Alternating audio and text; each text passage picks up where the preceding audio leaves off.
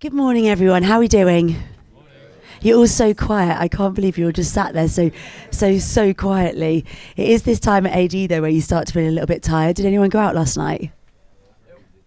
No. Who said no? Did someone have an early night? Great, well done. Who did go out last night? Where did you go? Anywhere good? No one wants to confess. Okay, fine. Good morning and welcome to Armada University. I'm Carly Wilford. I'm a DJ and music producer. I release on Armada as well as other labels as well. And last year I hosted like this and it was absolutely amazing. So if you weren't with us last year, then make sure you soak up every single second of today. The lineup is absolutely epic. We're going to be joined later by Skytech, DJ Yucky. We've also got Lily Palmer and Armin van Buren. But this morning we are kicking off our very first session with a bit of a diamond. He also did the opening session last year. Everyone absolutely loved it. He's a creative mastermind. And today, ladies and gentlemen, we are joined by the incredible Maxim Lany. Give it up for him, please. How are you? I'm good. I didn't go out last night. We don't believe that ever. Okay, fine. Maxim and I were having a chat in there and I was like, did you go out? And he said, what did you say? He apparently had I just went to dinner. Apparently went for a quiet night, had a quiet night in, but I don't know if we believe that. Okay, it was 2 a.m. after dinner. That's not going out, right? Exactly. How have you been? How's things? It's been quite a ride. The summer has been completely crazy. I've been acting like a 16-year-old again. We had a blast at Tomorrowland. We remember? did. It was amazing. We tried to have an interview together and some photo shoot, but yeah, we'll do a back-to-back another time. No, and then I just released a track on Armada called Tigra, and we are launching. Actually, the project we talked about last year here during ADE is about to be released in 1 or 2 months. It's a big, ambitious project with only musicians, 4-track EP, and then I'm also remixing Cosmic Gate, Korodova, and another yet to be revealed remix. So it's not bad. Let's say it like this. You're always so busy. Last year, your project was called The Plugins, wasn't it? Yeah, that's the one being released. The title will be different, but The Plugins was the Masterclass. So Maxim basically got him and some incredible musicians, tucked them away into a studio, almost like a retreat, and then they recreated live music as The Plugins, and we broke down the project last year, right? Yeah, and this year I thought I bring you guys a project that is still ongoing, and it's just like me, honest and emotional. And what you will see is that it's just me working in Ableton in the purest form. And I think this is something that everybody can benefit from, to see how the process is literally starting and not showing the finished product, which is always cool and fancy, sounds amazing, but it's not always the truth. But this is the 100% truth. So a little intro. This track is going to be called For Jelle. A little side note, Jelle is a young producer who unfortunately is not here anymore with us. But this summer we spent one of the last days with him working on this track. And I'm honoring this because he wanted me to end in a positive note always. So what we did, you can see that the second track is called Growl, because this is literally what comes up in the mind at the time of the session. And I asked him, bring one piece of equipment that you think you can use during the session, which is not too complicated. He brought a Behringer, a Pro 1. You can see it on the right, Pro 1 bass, which is something I didn't use before.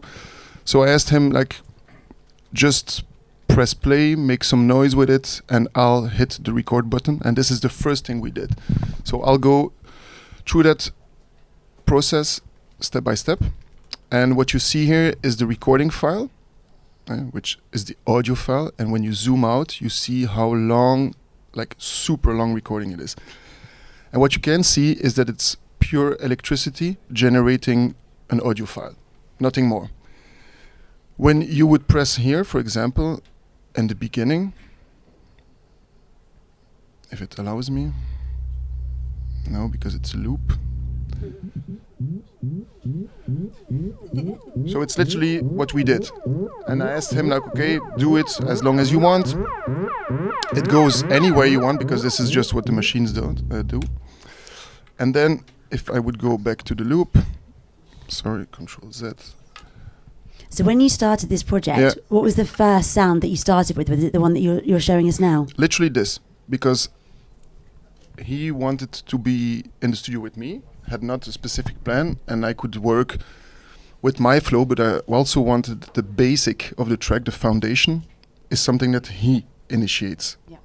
So that I don't have a plan like, let's make something like my track or this one. And this actually provides an intuition that later becomes a foundation. So if you see that it's super long, I decided to make a loop at a certain point, which is still the same sound, but if you listen long enough to this, it becomes just a loop. And the progression you hear is just an automation from Ableton, like super native stuff, not complicated. The only thing I did is some EQing, basic EQing also, just straight from Ableton, some compression because that's what you should do. And then this is a little treat. This is my favorite plugin for many years, literally super cheap. If I turn it off, the sound is actually gone. So this is something, it's like you pour 1 liter of coffee over the sound. It's like this. So the only thing that happens afterwards is the automation of the filter. It's literally nothing else. The point is that this single sound, which is just, it's not even a note, when you loop it and you go gentle over it with an auto filter, you create the illusion that something is happening. It's still the same sound. But if you kill the filter, it's just this all the time, and then you hate it. But by by putting this on top of it, you will see that it just creates a flow. So with that being said, he was like, okay, after a while, like, Maxim, this is pretty raw and, you know, intense. Yeah. And I said, okay, wait. Maybe we can find in the same sound a different loop and layer it, which is this one. It's just the same sound. It's just me scrolling through the WAV file. And then I just took a stab, because this is really something I really like in every track, is to have like a single stab. The glitch you heard is just also in Ableton. So a trick that I always do, I put a send and a return track. Also a cool trick. I just do the reverb. First I delete the original reverb, and then I add one with way too much decay, this button, and way too much dry wet. Meaning, if I would put it on top of the sound, it would make the sound disappear because it would be reverb all over the place. But if you manage to have it gently, like this, no, this is not the right one, this one, sorry. Here, you can limit, you can temper, you can control the reverb. The other sound you heard, the glitch, this is this one. And this is interesting. Again, I repeat, this is just the same sound that is just looped. But instead of, because I'm not a key player, I don't think I will ever be, I'm too lazy for this. But I found some tricks, like if I layer 2 kinds of delays on top of each other, the first delay is a normal delay, but I do 3 and then 4 here. And then I put a grain delay on top of it, which distorts the sound and pitches it a little bit. This is literally what happens.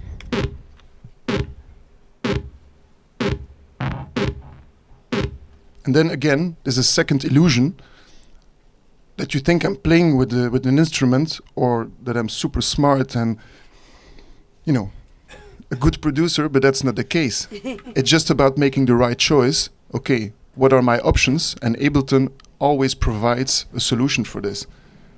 Again, then you are creative, but more like, how do I solve the puzzle? So if I put the first bass and then the second bass on top of each other, they play with each other, and then you have a game that starts. So the original sound, do you know what that came from? Well, the original sound is, like I said, is this it's this Behringer, which is it's a cool brand, but Behringer is actually developed its success by copying other brands, which is fine because otherwise you wouldn't be able to buy a TR909, but they made a copy, and then it's only €1,000, and so this is a copy of the Pro One, which simulates just raw energy, and then you can tweak it, but nothing happens. You cannot play keys or anything, so you have to record it. And this is what I found interesting, that it becomes this kind of illusion just by triggering that sound. And if you layer it like this, you have the original one, and then the other one has a stab, and you think it's two different sounds, but it's actually the same one. And if you get into the groove, while you see that the progression of the auto filter is going, you will literally think like, wow, something super interesting is happening. Again, it's just a trick of the mind. And like this, I'm building up like a small minute just with one sound, which is super cheap because it's the Behringer, and it's just one note, nothing is happening. And by controlling the parameters of Ableton, which are just inside the program, you don't have to buy them, you can simulate the whole build-up. And then you're listening, okay, now there must be a drop coming or whatever, and as soon as you will see that the curve of the auto filter is going down, you will feel like some kind of relief. Oh, really. So at that stage, he was asking me like, okay, are we really doing this? Like, maybe we should look for a kick. And he couldn't wait, like, I want a kick, I want a high hand. I say, okay, wait, we can definitely do that. But there is a third player involved, again, from the same sample, like I showed you. Remember, this one is like super huge. It's like a couple of minutes. It's like actually a couple of minutes, I don't know how long. The beginning of that track feels like you're in Berghain at 6 a.m. and you're like, this is still going. Yeah. And I'm still in it. And you did go out late. Yeah. That, I wasn't talking about last night, but just generally, okay. It kind of lures you in, doesn't it? That sound. That's the thing. You're kind of caught in it. And this is cool because he brought the instrument, we just went with the flow, and then I said, okay, let me just take a snippet out of it, loop it, what I always do, find a way to make something happen that is not there. And then, I see that I use this one as well. And I'm going to put this one like this too. And when you add this one, this was me just showing him, look, if we take the third sound out of the layer, we can maybe simulate like a little build-up.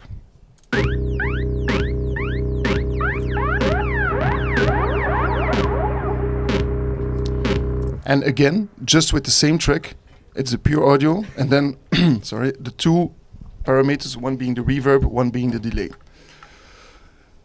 So, what I want you to feel now is that it's super raw, it's Berghain-ish. But the cool thing with this project is that we flipped it completely around by choosing something that is completely different. So what I did, I bounced this sound. Again, I'm not a key player, and I really don't care about if it's right or wrong. So I just bounce it, and then I put it in mixed in key or in record box, which will tell me more or less what I'm doing. And then it showed me this is key A, B, whatever it is. And then with my, smart ass, I go on Splice, which is also a taboo, but it's really cool when you use it in the right way. And then I said, okay, we're going to look, because we only had one day, I said, we are going to look for either a vocal sample or what I always like is like a pad or a chord that is just a lot of emotion. Because he was also concerned, like, I'm not this Birkin guy, so what can we do with this? How do you make it more friendly? Yeah. Yeah, how do we lighten it a bit? But I didn't even know what to look for, so I just started typing, I don't know what I typed in. I typed in like emotion, tension, other words that are not related to something specific, because this always works best. And So, When you're on Splice, do you use Splice Bridge or do you just go in and search for the key? yeah. After looking at mixed in key Yeah. or record books, whatever they tell me, or if they're by accident a guy that is, better in keys than me, then I listen to this. So I found this sample, which will be surprising, is completely different than the bass line.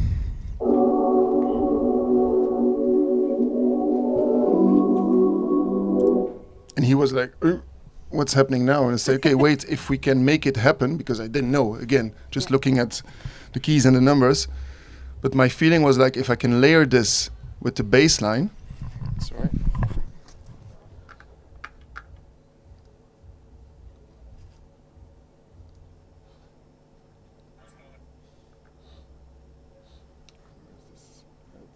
What's so interesting is so far there's just not even any beat. No. There's no drums, there's no kick, there's nothing. And this is what I want you to understand. It's not a religion, it's just my point of view, is that it's better to start like this and to limit yourself all the time. If I were to start a session with this guy and go into, I don't know, Serum or Diva and start scrolling through all the presets, I think half of the day would have gone by. And small side note, the guy is not here anymore. This would literally be a waste of his time. Literally. Like insane. So I said we have to act quickly, fast, like with a deadline, but effective. And so by recording the bass sound, chopping it up, creating the illusion that something is happening, and then just using the sample to change it all over, this is what happens.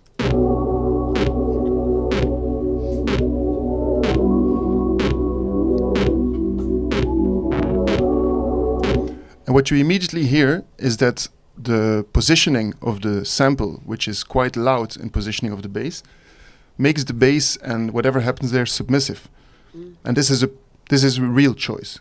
This is where my mind comes in. And I said, okay, I'm pushing the rest down, which first was dominant, and now the bass line has to listen to the sample. And it's by this positioning that you really make a choice of which direction the track would go.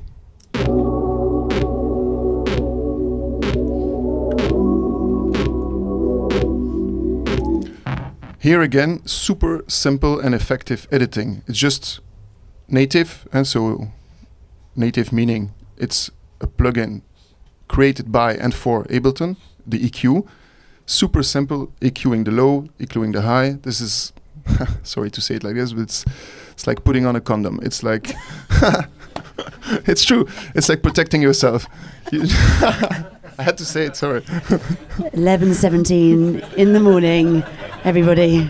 But now everybody understands. They do. It's no, really. I always do it, even if it's not necessary on a hi-hat or whatever. But it's really necessary. So you can always delete that EQ, but if you put it on, I knew You it. went there. I know. But we're gonna talk about it later.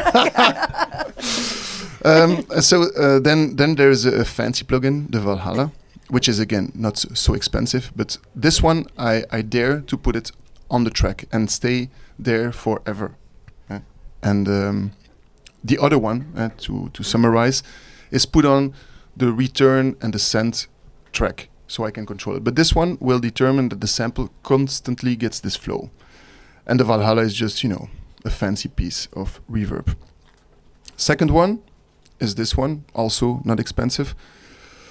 Is a plugin that just makes sure that you change the sound of your sample a little bit, so that it's not just, oh, hey, I found Splice and this is what I have. You make it yours. And this is where we get to this, dominant sound on top of the bass line. So the next thing I say, okay, if you like this, I told him, we should go for vocal. Like quick, something that indicates where we can go. I'm always in the philosophy, when you don't have time, you don't have money, start with a sample. You can always remove it, have somebody sing it again, or you can clear the sample if it's really working. So in this particular state of the track, I didn't worry about clearing or is somebody else using this sample. I really don't care, because I want to make a point that by using the vocal on top of it, I can change the vibe of the track. So this is the vocal chain is this one.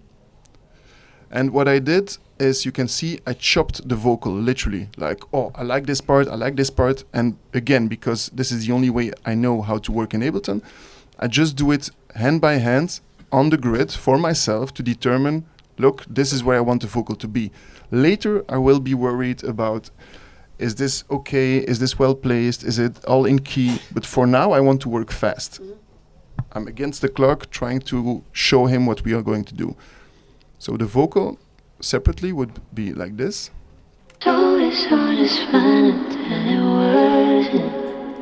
Again, this is already processed a little bit. You will see, again, I EQ'd a little bit of low, and I put another plugin, again, cheap plugin, super nice, which will just add another color to the vocal. Again, the same philosophy is, in that matter, for myself, I change the sample a little bit. Where did you get the vocal from? Splice as well.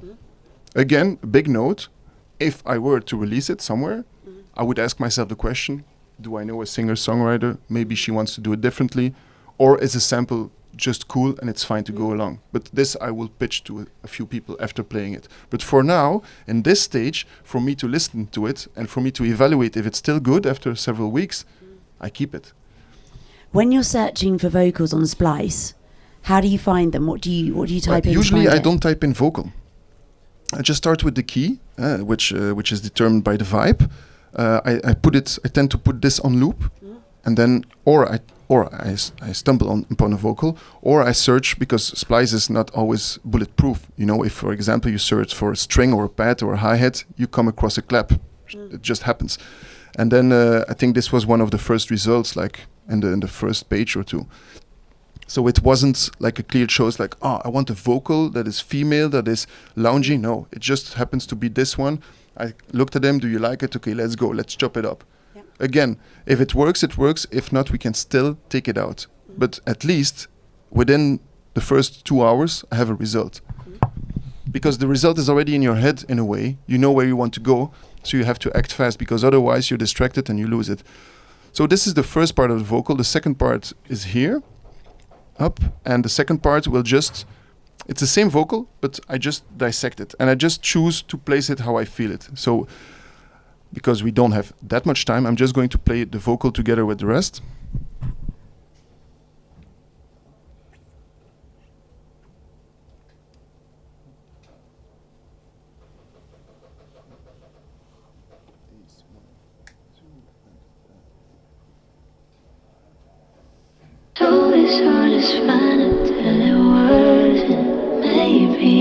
So this is the second one. Then I just took like a little glitch from the vocal.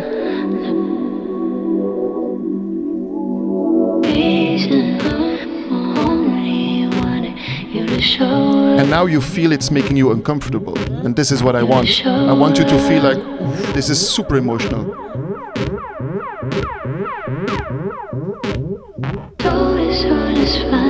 And now you completely forget the bass line, because the vocal is taking over the sample. So this is the build-up that's being created. And now you're thinking, where were we in the beginning? Was this a raw sound? Not a Bergen track, totally not. So now the next important thing I want to show you is that I found also a little sample. Again, I'm not only a sample guy, but in this project I want to show you that without spending any money, without having to have the expensive synthesizer or whatever, you can really make something interesting. And it's important to understand that you can always solve those problems later. There's always somebody who can help you. I always work like this. There's a few guys I know that work alone, but it's just a few guys. All the rest needs help. And this is fine. So this is the most important lesson here. So what I do is I solve my problems by using the tools that I have. I have my computer, I have a few synths, whatever. I don't even have a decent sound at home, but I do know where I want to go. So we have the bass line chopped up, simulating the first intention. We have the pads taking over. Then we have the important vocal that really determines, okay, this is this kind of track. This is going to be emotional. But now you can again change it by adding, for example, what I always use is like this rhythmic stab, which is also used in all the Campbell Fed track, dun, dun, dun, dun, dun, you know. And this I also used here.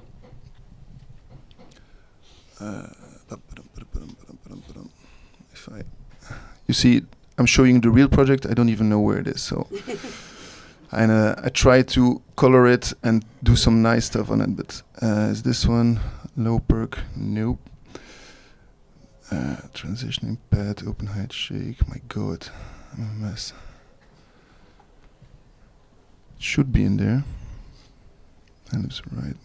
Main sub is this one. Top loop. Fuck it. Where is it? Disaster. Snip? No, because this is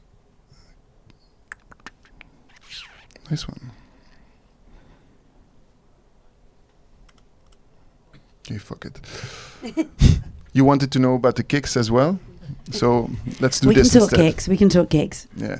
So because I have a TR8 at home, which is also a nice piece of equipment, combining a couple of drum sounds, and I wanted him to do stuff as well, not me just clicking on the computer. I told him, look, let's simulate a kick here. The kick in the TR8 is not so good because it's an 808, which is a lot of low, which is not perfect for house. But I said, again, problems for later. So we recorded it, and then I just, again, sampled that recording into a drum rack from Ableton itself. And this is also interesting. What I also always do for myself, as you can see here at the end, I always put an EQ3 on it. EQ3 is the simple version of the EQ, and I only use it for one thing, is to link it to one key on my computer so that I can put the kick on and put the kick off, because I'm a DJ first, so I always like to put on the kick and then understand for myself, when could this be a break? When could this be a mix moment? So this is the only thing I do. So EQing, again, a basic compression, because the kick was a little too much of the low end. And you see here, you see when you put it off, then the kick comes in. But it's a really weak kick. But again, it's interesting, because I told him, if you have this weak kick, not dominating, it becomes a little bit more like bicep. Not just kicks, which I love when I'm playing, but maybe with the emotions of the bass line, the pad, the vocals, the kick is just like helping the track move forward, like indicating this is a rhythm, and not like dominating. This is a choice I will make later, because if I want to play in my sets, maybe I have to change the kick. But for now, I can live with it. So if you take the beginning, there might be way more sounds again, but I'm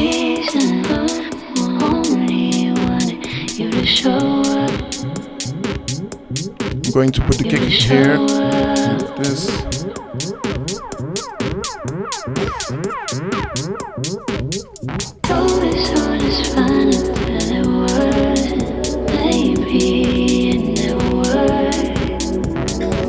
You see, even if I put the kick high in the mix, it's super low and submissive.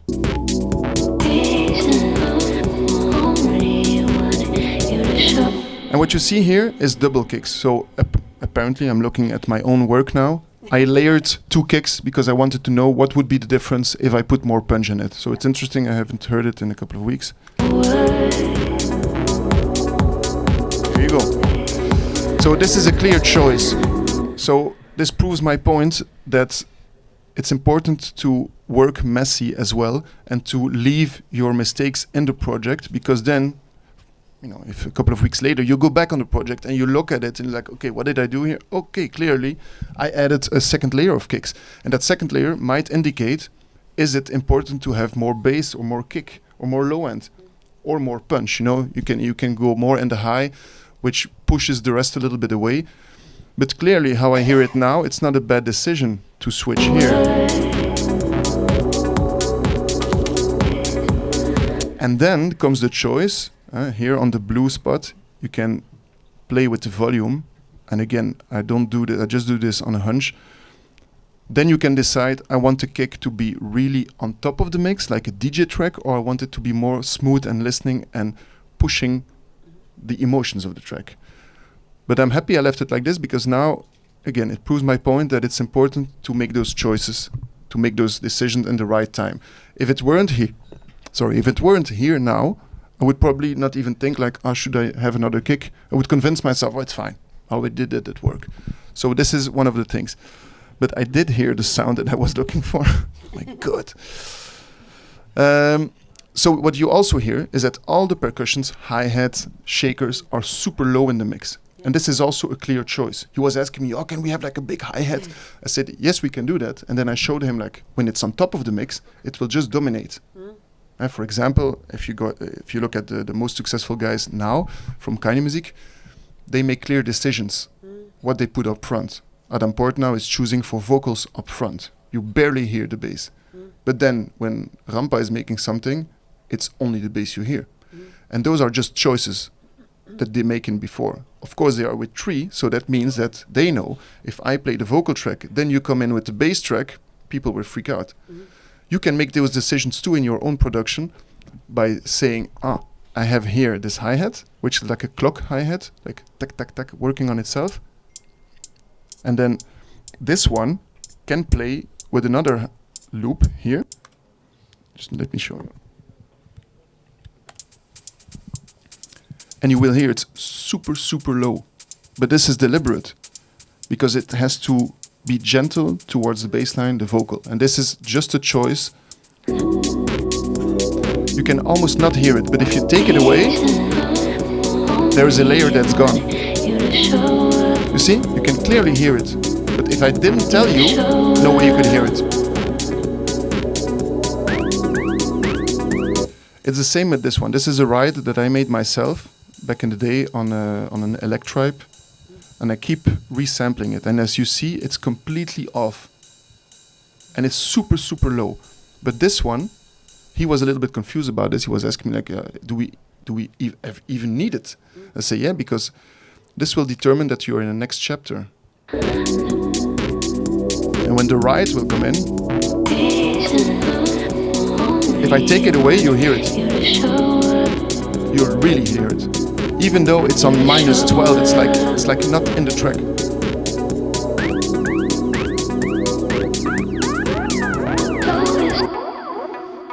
Okay, so this is the freaking sample I was looking for.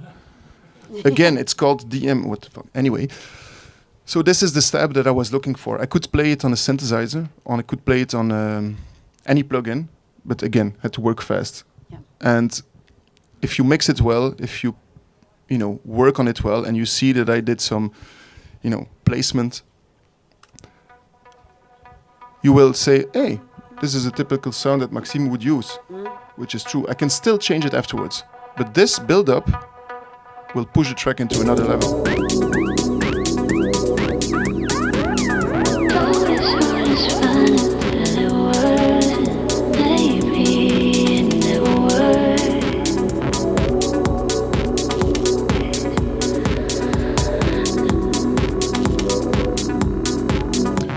So now that I hear this, there is also a choice, like, do I want this to become a leading role, the stab?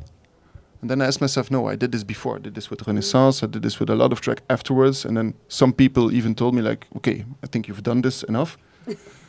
But now that it's been a couple of years, I think it's nice, and I think it's a nice wink to put it back in there.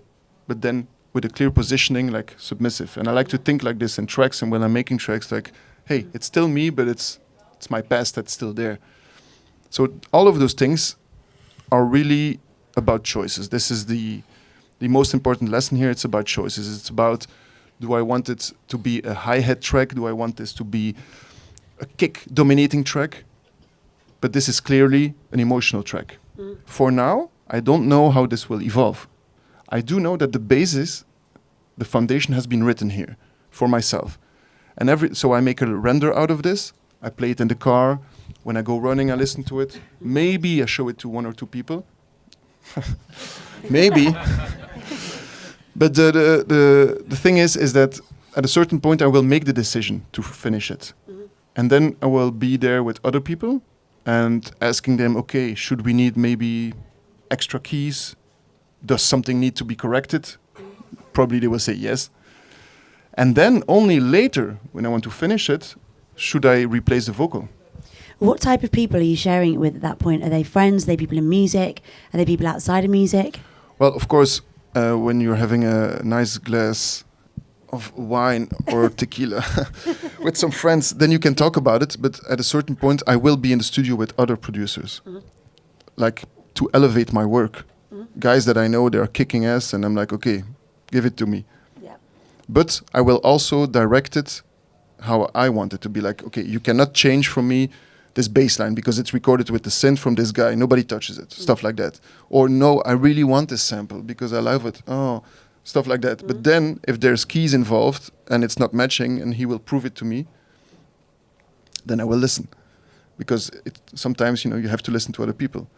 You can be stubborn, but, it has to work as well. But again, we are here at what? 1 minute 40, not even 2 minutes loops, but it sounds like a finished track. Because the concept is there, the idea is there. I made the decisions, like the vocals are going to be there, and I made like little progressions across the track. And those progressions will determine, this could be actually a break. This could be a drop or a flow. Or it could be a short track. Who knows? But this is the ensemble of how I work and of how I limit myself and make the clear choices from the beginning. This is the important thing. Has anyone got any questions so far? You've all been really, really quiet and listened. Is there anyone sat here thinking, I really want to know this? Yeah, go for it, mate. Could you play it without the vocals? Of course. Which is actually not a bad question. So what you see is, and for myself, I put all the vocals that I edited into one chain. Not that it sounds better, it's just I group it so that I can, for myself, work faster again. And if I'm not mistaken, on this chain you see here, I just put extra compression and a little bit of the filter because I knew that the vocal was a little bit sharp on my speakers. So that's what I did.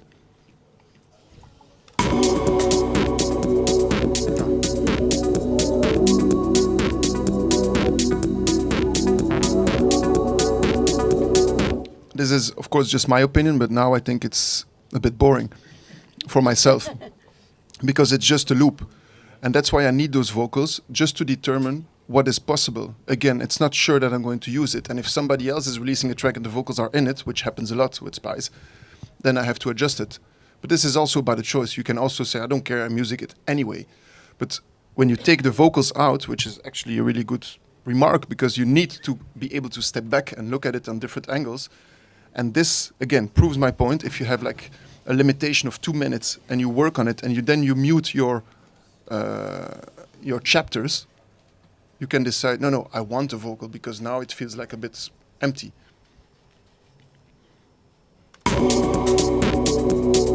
You want you to show up. You to show up. The vocal can also indicate that later I might use keys or somebody who plays keys to say, okay, can we replace the vocal with keys? Also an option. Because now I'm attached to this vocal. At least my brain is thinking like, I need this impulse. This is what's happening. But now you also hear it's messy. It's a lot of reverb and stuff. But again, I don't care. I want this to move forward and I want to make decisions. And sometimes I just write notes next to it. Like, hey, this track for Jelle. Do I need the second kick? Do I want a vocal? So those are good questions to ask yourself. Any more questions? Yeah, go for it, mate. If you make a new track, do you make different versions of it? And yes, how many is? Also a really good question, and I can show you. This is V4 new kick try. So nice. So yeah, this is clearly the fourth version in Ableton. And I did this probably because I wanted to keep the very first recording, sorry, because of the story with the guy, so that I don't lose the essence. Even if Ableton would make a backup, I would forget it. And then here, clearly, again, this is what happened. You see that at a certain point here, at the end, I chose to have double kicks. So I wrote it for myself, new kick try, because maybe 1 or 2 months go by, I completely forget, and maybe I want to go back to the other one. Usually I'm not the kind of guy who returns to previous ones, but again, good question, proving that you are right to ask this. There are multiple versions, but I think it's always about, saving a copy just in case. And this is something I learned my lesson, that sometimes you lose your project and I should have done it. So yes. Any other questions? Yeah, go for it, mate. You were talking about decisions. What decisions do you make before you start? You come up with decisions, of course, in the process, Mhm. but probably also. Well, it's also a really good question. So when I got the phone call that Jelle wanted to be in the studio with me, I was asking myself, like, okay, we have one day. What do we want to do? I could clearly do this with him, show him, oh, this is how I made this track. This is how I did this remix. But for him at that point, I said, what cooler way is to be with me and to create something new? So I asked him, like, do you have like a favorite plugin? Or, oh no, I have something better. I have my own Pro One. And I said, I don't know it, bring it. So this is the first question I asked. And then I said, okay, if he brings this, the smartest thing to do is to record this and then layer it together. So I made the next decision was like, okay, I have the TR8, which is super easy to use. It's press play and then, tweak some buttons. I left 2 of my other synthesizers away because it's super complicated stuff, and then we would lose so much time. So those are decisions I made up front. Like, okay, let's start with this, and maybe we can build like a loop. And then I said, it turned out to be longer than a loop, but I wanted to limit myself to a loop. So this is the third question I asked, like, do I want to make a track or a sample or a loop? And then I said, let's start with a loop. And I pitched this to the crew, because this was also filmed at that time. And they said, okay, you go with the flow. But when he entered, it was clearly the right decision to record from his machine because he was attached to it. So, Any other questions? Go for it. In terms of finalizing the track, how do you deal with mixing and mastering to not lose the intended emotion and so on? Yeah. Do you do it yourself or No, I never do it myself.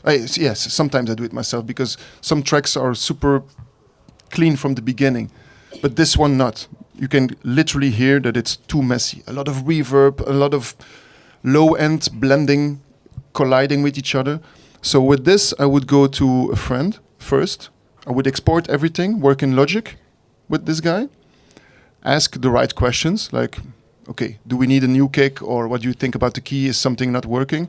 Once this is solved, and I'm super happy that it's sounding fresh, again, important, working with references. I would, in this case, take a bicep track, maybe one for Mind Against, because their low end is always super good.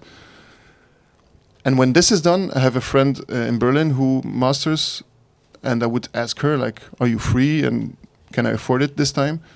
and then send or the mix, which it is expensive. It depends which track. But in this case, if the mix is sounding cool on its own, it just needs a mastering. And again, mastering, it's something I saw myself online not so long ago. Mastering, the essence is actually when the mix is done right. If it's done here or by somebody else, mastering is actually just leveling up the track. So if you do your job correctly from the beginning, making the right decisions, do I want this double kick or not, is doing a little bit of more homework before, mastering should be easy. But I'm not doing it myself because I believe that, it's cool to honor the chain, and it's cool to have more people working on it. And I do believe, I don't know if it's true, but I do believe that everybody who touches it leaves a mark on the track, This is what I choose to believe. So when you're talking about mixing and mastering being expensive, how much does it normally cost? Well, this girl is, in the meantime, a superstar. Literally, she has a management and everything, which is insane. But it's still a friend, and again, I want to honor the process and the chain. So I literally uses all my charms and stuff like that. I bribe her, and then sometimes I can afford it. Sometimes I can just have Armada pay for everything. But sometimes they say no, not this time, Maxim. We already spent that much money on this project, and then a normal mastering should not exceed 150, I think, 150 euros, which is already a decent fee. I know guys who master for 40 euros. I know guys who master for less. Again, I have to be careful what I say here, but I do believe that, if somebody puts its craft on it, it should be paid as well. Again, it's a stage that is different for everybody, every artist. And back in the day, I did things myself. I asked a friend, and it sounded like shit, but, I didn't have any money. And now that I know people in the industry and I have a complete chain that I can rely on, sometimes I change mastering while the process is happening because it's not mastered right. I did a remix for Armin van Buuren in the beginning of my work with Armada, and we had to change the mastering because it was mastered how Armin, his tracks are usually mastered, because the low end in trance and those fast tracks are super low. There's almost no low end. So they push it to the limit for trance, but my remix was full of low end. So what happened is there was this fight between the normal mastering, and then I was really like, oh my god, I don't have the guts to say it like this, like ashamed. But then I said I have to follow my feeling. I said, can we have a second round of mastering? And it turned out to be the right decision. So you never know. You can choose somebody, and this was the team of Armin, of course. But it's different from the style and from the production. So actually, your question about mastering is right. You have to ask yourself, what do I need to do in my project first? Because I had one of the tracks back in the day that was declined by a label, and they told me like the track is good. You clearly have a good idea, but it sounds so bad. So bad, and at that time I didn't know what I was doing, but if I would look at it now, I would have like 20 or 30 or 40 tracks, and I put reverb on every track, because I thought reverb was the solution.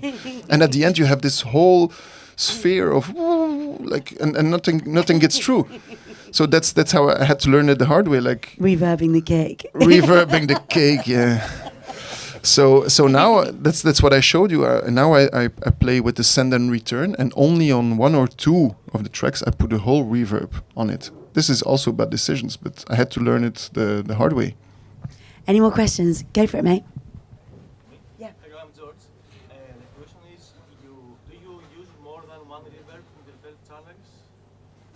On Vocals, different. Yeah. So it's also a good question. So what I do is always, when I start a project, I always make my send and return tracks. One is for reverb when I open it completely. When I want to put the clap completely open, I can draw it just on that note. But then on the vocal or another, I just take a real plugin from Valhalla, for example, and then I use this one because there you can choose more than just open and close, because So for the claps or for the other channels, you use dry wet. Yeah. Return channel. Yeah. Okay, so you can balance the reverb. Yeah, completely. For the other channel, like the vocals, you straight. Yeah, straight on, and this is also a choice. If I'm comfortable with the vocal constantly being floaty, then I use the reverb constantly on it. So, okay, you don't need the different reverb, short, medium, or long. It depends. This is also if you have to play with this, and then sometimes you can layer it. Sometimes you can play with multiple reverbs, but then you have to watch out, because the story I just told about the track being shitty is because I had so many reverbs, and we put it only on the vocal. You're like, wow, this is insane. But then you forget that on the fourths they have reverb on the pads, and then you have this clap, and at the end there's no more room. And if you see here on the main, so on the master, I always, for myself, I do this only not so long ago, I always put the spectrum. And this is also like a safety, it just shows for me that here there's way too much low end, and at the end, but if you have a lot of reverb on the vocals, you will see that it will dominate towards the end. And then you have an endless loop of air, So this is a choice. It depends. If you can solve it and if you don't forget it, but sometimes I do forget, like, where is this reverb coming from? And if you bounce all the tracks, and sometimes I get it from the mastering guys, like, there's something not right, and then you start, and then, oh my god, what was this project? V4, new kick, oh my god. So it's cool to work fast, but it's also important to go back every time and don't forget where you put the reverbs, So with this track where it's at now, where would you evolve it from here? Also a good question is that if it survives in time for myself, and I think this was somewhere in July, and towards the end of the year, when I still feel that, okay, this is, again, I really feel the same about this track. I have for myself a little bit goosebumps, a little bit emotion. I would compare it to what's happening in my sets and in the market. Again, I'm taking the biggest reference there is like Bicep, because it's outside of what I do. That's also important. It's super easy to say, oh, I'm only doing the artists that I know and I'm better. Well, easy. No, you have to take the top guys that you can even level with. And if they have, for example, a new sound, a new album, just saying, and I'm checking this out, then I'm like, okay, maybe I have to change some stuff. And then my ID will shift a little bit. But more important, it will be decided by the people I work with. I will take it to the right people, think about it, and then say, okay, I have 2 or 3 tracks in mind where I want this to go. But what you will still hear is the essence. This bass line will be in it, this pad will be in it, even if the pad has to be replayed, possible, because what I use, and this is really tricky, so I'm actually, putting myself in danger, because when you take a sample like this, it's like actually a chord, so it's multiple notes under each other and conflicting usually with whatever you will, put on. Now it sounds cool to the ear, but when you really want it to be finished, maybe somebody will say, okay, let's play this again with a different synth, and then I'll let it be. I have to get used to it because I'm used to this. But the track will probably be more, how do you call it? This genre on Beatport, left field. They will never allow me to be named like this because they call me melodic, but this is what I would like it to be. More like a UK sounding track. Because I never did something like this, and maybe like a breakbeat-ish underneath, but this is something that somebody would help me with this, because I can't do this. So when you look at the track now, obviously you've almost got the real core idea. How would you then begin to flesh out the arrangement? Where do you think this would start? Well, I think the arrangement for me is pretty clear. You can see it on top here, on the kick. I decided when it comes in, it will be first, like in a DJ set, the filter would be on, like tick, tick, tick, no low end. Then on the bass, I decided to work with the auto filter. So there's clearly already an intro. Of course, now that this is clear, I can multiple this. Like, okay, let's do a 1 minute, 2 minute intro, if it's a DJ track. Then you see here, just by the structure, that this this little step sound will only come later. And I already determined here, on this one, that there will be some kind of break. You will see here, this is what I left open so far, this is the original arrangement. And when you go here, I already simulated how a break could be. Yeah. It's super dry, super minimal, but it's just for me to remind myself, if this question comes up, all right, I did have an idea for a break.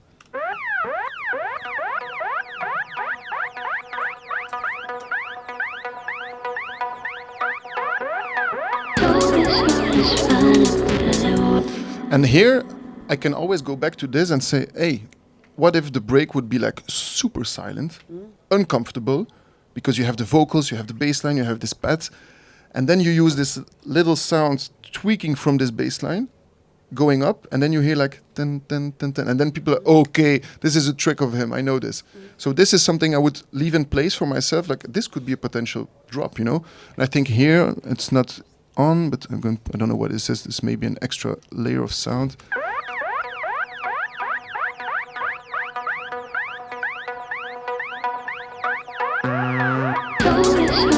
This really sounds like shit, but this is something I tried to do, but then you have it super honest, so that's why I put it on mute. But again, if I were to put a clap there, or just like a noise like it could be fun. So those little reminders, I don't have to be ashamed of it. I used to be like this. If I were to be here a couple of years ago, like, oh no, what did I do? But I don't care. This is really me reminding myself, like, put something there. Like, again, to this reference of the Armin remix, I also did like a white noise before the drop, and it was a no, Mr. Navigator. And it's actually a mistake, because if you leave a plugin running like Alter Boy or Focus, sometimes when you delete the automation, it glitches. But it happened just before the drop. I left it there, and people say, "Oh, what a cool white noise!" I say, "Yeah, I did nothing. It's just like Mr. Navigator, dun, dun, dun. And this is what happened." So probably I tried to simulate it, but yeah. Sounds really bad. One thing throughout this whole chat that I found really fascinating is your thought processes and your decision making. And it seems that everything that you work on is so thought out. Do you need lots of headspace? How do you do that? Or do you just make those decisions in the moment? Well, I think it's just because of the experience of sometimes failing and sometimes making the wrong decisions. And but I got a really nice compliment from a friend of mine who's an amazing producer, and we were in a writing session with an even crazier producer who's singer, key player, songwriter, making his album all alone. So I really hate him. And yeah, he's crazy, this guy. And I was saying stupid stuff as usual, like, oh, what if we do this? And the guys were looking at me with two guys like this in the room, like what he's saying, and a couple of hours go by, and then he say, I have to admit it to Maxim, he already knew where we were going, even though I was wrong on the keys or whatever. But I did determine in the beginning, like if we record this glitch, and we take it, and they were like, oh, calm down, we are just searching. I said, no, I think I know where we are going. And this is an ability I developed myself because I'm not able to play keys. I'm not able to write certain parts of music, but they are so focused with the keys or singer-songwriting that I can find another solution because of DJing, because of, and Ableton really helped me with this. I'm not selling Ableton, but this is the program that allowed me to work with my mistakes. And if I leave them in place and I'm like, hey, what if this clap would sound here? And literally, if you do it like this, if you just take a sound and you're like, hey, what if it happens here? It finds a solution on its way. This is what happens always with Ableton. So I would always suggest to leave your mistakes or whatever it is, analyze them, and you can still delete them, but don't get stuck on that process, because sometimes you get into an idea. So for me, it's more about bundling all my experience and then keeping it in some kind of safe, like I remember what I did then, or I heard somebody say, let's try this, and then I make those decisions. Love it. Okay, we've got 5 minutes left. Any more questions? Is there anything? Yeah, go for it, mate. Yeah, I have a question. How do you choose the people with who you work with? In the beginning, I literally asked around. I'm talking like 7-8 years ago. And I got introduced to somebody who was at the same level as I, searching. So I know this is the hardest part, to find somebody, but I would never go in a position, I don't know what position you are, but I would never go knocking on somebody who's famous already, somebody who has a full list of clients. You can, but then first it would cost you a lot of money and it will just help you instantly, not on the long term. So I put a lot of effort into relationships, like really building trust with somebody, that at a certain point you don't even have to talk to each other, like, how do you know I was going to say this? And then I knew, because you always say this. So it's about finding the people who are also growing at the same level as you are. There's maybe here in this room, there's somebody who's actually really good in editing or whatever, and then there's another guy who's even better at key playing but has no idea what to develop. So this is something I would say is try to find the people that are also growing, because you can go and knock on guys from the highest labels, but are they going to say yes? I doubt it. Any more questions over from this side? No? Yeah, go for it. Question I struggle myself is finding your genre. I know you do melodic, but also sometimes techno. How do you decide? Is it a journey in searching your genre? Yeah, it's something I struggle with, something I'm openly debating. It's that some people decide for you because there's something called the market, and sometimes you have to sell. But on the other hand, by making a certain track, sometimes you prove everybody wrong, because everybody's like, now it's Afro here or it's hard techno there, but there's like nothing more in between. I disagree. If you make something that's good, again, who was Fred again 10 years ago, and now it's like a religion. So it's like completely against the rules. So I think you should a little bit not think about this too much at this stage, because I wasn't melodic before, I was deep house. And now I am melodic, but I'm also stepping away from it because there's a gap in between where I'm trying to find my new sound. But it will be named melodic for a while, and then if I'm successful in this new style, it will probably be named something else. Go for it, mate. Yeah, coming back on the Focus One plugin, Yeah. I was curious, you drastically changed your sound, so can you give us... Yeah, the Focus One is something that really helps me because it's an idiot-proof sound plugin. It just, sorry for my English, but it just fuck ups your sound. It just like this. It takes every possible inch that is in there and it boosts it to the maximum. And the Focus One is just something that really, I love simple plugins because this is what I need. I need to decide on the spot, do I want this louder? Yes or no? Simple, no bullshit. And if this one, it's just this is really cool. It's sick 1, sick 2, sick 3. It's bullshit, but this is, and sick 3, it blows everything away. But this is cool. It's like more volume, and then too much volume. But on the other hand, it's quick decision making. I think this thing that doesn't even cost $100, but it really works. For me, it's like I have this sound. Ooh, how would it sound if it's distorted? Okay, I put it on. Ooh, no, this is bad. Easy. And this is what I like to work with. I am in the studio with other guys who have the most insane processing, and I'm looking at it, I don't understand it, and then I have the same process, like, okay, go back to the 2 times before thing. This is what I want. So. And I haven't seen it, but you're not using. Are you using 12 bits, SP1200, Akai 9550 type sound or not? Nope. Thank you. Thank you all so much. And Maxim, thank you so much. It's been absolutely fascinating. Can we give a massive round of applause to Maxim? Good luck with the tune. Thank you. Good luck.